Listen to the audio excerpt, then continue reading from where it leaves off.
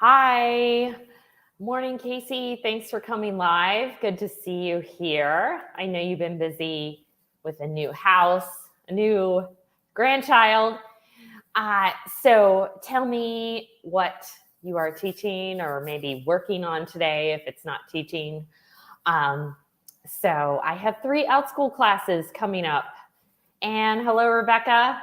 What are you teaching or working on today? I have my history book club and then 2 back-to-back civics classes, which things change pretty much by the hour as far as that class, trying to keep up with current events.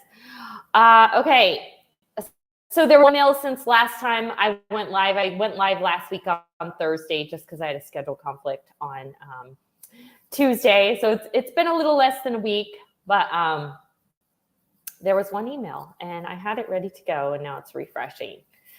Sorry about that. Here it is. Okay, so the Outschool Marketplace Insights. Families are searching for seasonal classes. They're prepping for January and end of the year. So they had a video about this. I'll go into more information about that in a minute. How to prep your class listings for 2023. Do you guys have classes for January? I do. Just the same day and time as the classes I already have.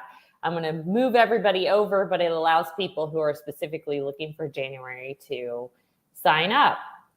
Let's see, what homeschoolers look for. This I thought was really interesting. I am going to go into the more information because there are different types of homeschoolers. So classes for seasonal events, the FIFA World Cup, not FIFA, Native American Heritage Month, Thanksgiving, Christmas, Hanukkah, Kwanzaa, and New Year's Eve. Do you guys have any classes on any of this? Actually, in my history book club, we're doing the book, The First Thanksgiving. I know Outschool wants you to have like multiple perspectives. So I found like someone giving another perspective on C-SPAN in the classroom, which if anyone doesn't use theirs, they're a nonprofit and they allow teachers to use like any of their stuff for their classes. So it's a great resource. Policy for Playing Santa, if you want more information. Then they have all these like data insights, classes in demand, global insight, enrollment trends, and topic requests. If you want me to go into any more information on any of those, you can request. I'm going to do some of it. Hello, Gail. Is your history book club a historical fiction book? No, so I'm doing the who was or who is, what was, where is series. It's like a series of books, all different authors, but by the same publisher. And they literally have like everyone under the sun or every place under the sun. So I'm doing early American history with this and kind of government and civics as well. Cause I've like, where is Congress? Where's the White House? But I've seen other teachers on Outschool. There's literally so many books in this series. I saw one teacher using it for like athletes. She did all kinds of athletes and sports using the books, or other people using it for geography because they have a whole bunch of books on different places. So mine kind of goes along with civics. But then starting next, I'm trying to decide what books to use starting in January. I think I might do Civil War if they have enough, and maybe Black History Month for February. But you could kind of do Civil War and Black History Month, like Harriet Tubman and Frederick Douglass, you know, the Underground Railroad. And then if I don't have enough books for the whole semester to do the Civil War, maybe I'll add like World War II or something. But there's so many things you could do with it. You could also just do like presidents, you know, stuff like that. I did founding fathers at the very beginning, which some of our founding fathers are not presidents. So let's see. What was the resource? Okay, so it's, who's the publisher? Before I say it, just in case I'm wrong, I'll get the publisher, but they're all different. It's like who was, what was, where was, or where is, or yes. So yeah, it's kind of a way to teach it book club style. So Because that's the way I like to learn history. I hated history in school, but then later in life realized that history is just stories of people's lives. So reading, kind of doing it a book club way, we're reading the way that I like to learn history. And you have a choice when you're homeschooled instead of doing like the traditional textbooks and memorizing dates. That's boring. Okay, here, let me read some of the other stuff, and I'll get you the publisher for that, Gail. They have so many in that series. I mean, there's enough to go around for any teachers that wanted to do that book series. Okay, so how to prep your class listings for January on Outschool. Okay, so types of classes, semester-long classes, short-term classes, one-on-one classes. They're really pushing one-on-one. I have a couple one-on-one clients. I don't do a lot of one-on-one on Outschool, but it's a great option for some people, especially if you're new. Let me know if you guys do one-on-one. Ongoing classes, this is pretty much mostly what I do, although I have a few of the other formats. This is my bread and butter, is all my ongoing classes. One-time classes, I have a one-time class I throw up sometimes about the 3 branches of government. It's kind of supposed to be a prerequisite to my ongoing civics class. Holidays, introductory classes, skill-based, flexible schedule classes. Anyone do flex classes? I currently have one. My goal is to make a few more. They're time consuming to make.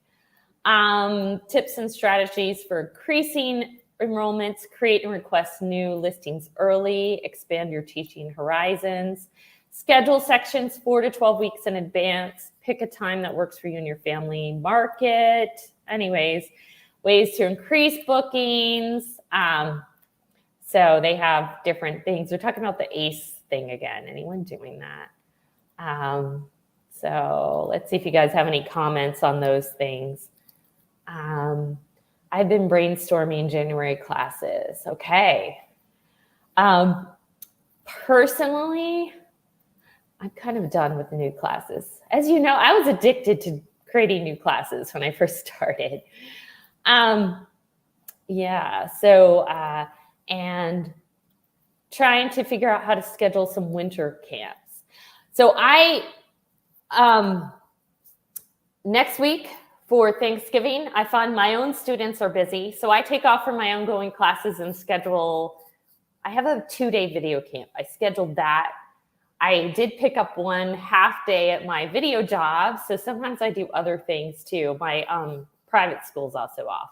And I usually take a break mid-December from ongoing as well, just because I find the students start dropping out if you don't. And I have one video camp up. I may add some more.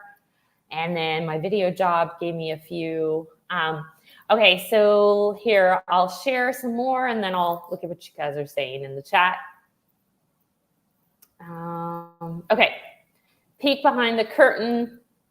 Okay, so so I watched this video. If you're interested, you could go back and watch it yourself. But he's basically kind of just saying all the stuff that's written. I think some people just prefer to watch a video. It's easier. You know, so popular January class formats, one-on-one. Here are the things people look for in one-on-one classes: English, math, music, and languages. I could see why those subjects would be good one-on-one classes. Semester classes projected for January 2023. This is a good one to look at. All right, all the subjects you'd expect, although I don't know if I expected chess. But yeah, so anyways, that's that. And there's one more that I wanted to show you, the different types of homeschoolers. I thought this was really good. Hi, Candy, good to see you here. Haven't seen you in a while. How's it going? I like making a class a month so that way my name still gets into parents' emails. Good idea. And okay, I'm gonna go to the other, okay, this tab. This is good because there are different types of homeschoolers. So there's homeschooler number 1, new to homeschooling. They started homeschooling during the pandemic, COVID-19. So I know A lot of kids who were pandemic homeschoolers have come back, but some of them may have stayed. So those might be the people who are more looking for Outschool classes or things to supplement because those parents have never really homeschooled before. Unique learning needs to support children with like dyslexia, ADHD, neurodiverse, or other specific needs. Not every public school has a lot of support for that type of thing. I'm lucky where my public school has a lot of support for these types of things, but I know not everybody's does. Okay, homeschooler number 3, passionate about homeschooling. They have been homeschooling since the get-go. They decided before their kids were even born that they were going to homeschool, and they love homeschooling, and there was never any other option. So, yeah.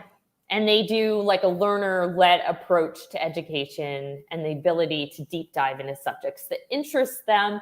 So some people call that unschooling, but there's different types of unschooling. Not everybody who does interest-led is unschoolers, but unschoolers usually let the kids totally decide. I have one girl in one of my book club classes that is unschooled, and I know the parents like let the kids just choose whatever classes or give them like an allowance and let them choose. Okay, so homeschooler number 4, advanced or gifted. They could really deep dive or like kind of go in a higher age range. I tend to have wider age ranges in my classes, and different people, both teachers and homeschoolers or people who take Outschool classes, have different opinions about that. But I do find the homeschoolers, which is mostly who take my classes, like a wider age range, because they have always said like, we don't do like specific grades. And especially if I do book clubs, because, you know, it just different people, ages, kids have different reading levels or interests. Homeschooler number 5, faith-based. So Outschool is not a faith-based thing, but they just want maybe something that's neutral, not teaching religion, but not anti, Christianity religion as well. So here's how different families might use Outschool for core subjects: math, English, science, social studies, a core curriculum for the semester or year, a supplement to a core curriculum, part of a network of educational resources, a social outlet, a change from parent-led homeschooling. Maybe it's a subject the parent can't teach or doesn't know much about. I think that's one of the things that makes my civics classes popular, is that not all parents can teach that. An advanced topic that requires special knowledge, enrichment or special interest subjects, and unique learning needs. So those are the different things that homeschoolers are looking for. Okay. Oh, thank you, Rebecca, about liking the video. And I'm sorry to hear about your mom, Candy. I know you've shared that before. Thanks for coming here. Yeah, we miss having you. I won't share your direct comment just in case that was meant to be private. I don't know. And let's see what you guys are saying. So you guys are saying hi to each other. That's awesome. Okay, so if Gail is still here, let me get you the publisher for that book series that I was talking about. But it's always who was, what was, where is, where was. It's by, I'll get that for you a second. Let me know how your HQ, I think is the name of the publishing company. Anyways, you could just Google where is, what was, if you want to know more about it. Yes. So like I said, there's so many books in that series. You could take any kind of approach if you wanted to do that. And then I have seen some teachers that just do the books. They don't have like a specific approach or niche. Outschool is great for advanced subject for homeschool families. Yeah. You know what? They kind of have everything: advanced subjects, simple subjects, younger, older. They have teachers that grade, teachers that don't grade. I don't grade. So you can pretty much find whatever you want. Math, calc, biology, chemistry. Definitely, if you can teach those subjects, you will be popular because those are things not all parents can teach and need to outsource. When my son needed a tutor for his pre-calc and yeah, what is he taking? Trigonometry and pre-calc. Yeah, I had to outsource because I couldn't teach that. So yeah, definitely you're like those upper levels, science and math, of course, those would be popular. So anyways, I start my classes in 45 minutes. And thanks for coming, you guys. I will be back next week and read any emails that come out between now and then. And if any of the other companies I work for, like Budbee, or any updates with VIP Kid, I don't know if anyone's interested in them anymore, I will read those. Thanks for those of you that came today. Bye. See you next time. Zai Jian.